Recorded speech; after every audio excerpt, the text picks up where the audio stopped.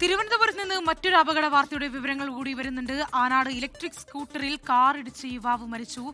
പേരൈപ്പാളയം സ്വദേശി വിനയ് കുമാറാണ് മരിച്ചത്. റിനു ശ്രീധരാണ് വിവരങ്ങൾ പങ്കുവയ്ക്കുന്നത്. റിനു, എപ്പോഴായിരുന്നു അപകടം? എന്താണ് വിവരം?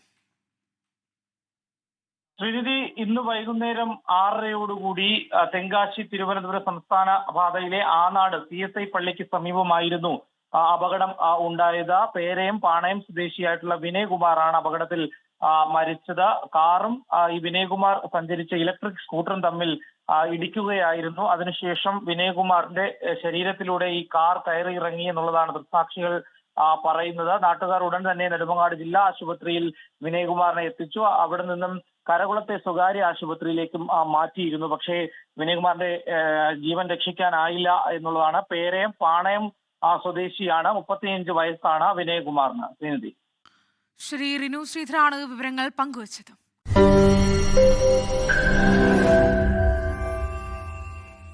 ലോകത്തെവിടെയായാലും ഏത് സമയത്തും 24 വാർത്തകളും ഓഗ്മെന്റഡ് റിയാലിറ്റി പാക്കേജുകളും എക്സ്പ്ലെയിനറുകളും വിശദമായി കാണാൻ ഞങ്ങളുടെ യൂട്യൂബ് ചാനൽ നിങ്ങൾക്ക് സബ്സ്ക്രൈബ് ചെയ്യാം.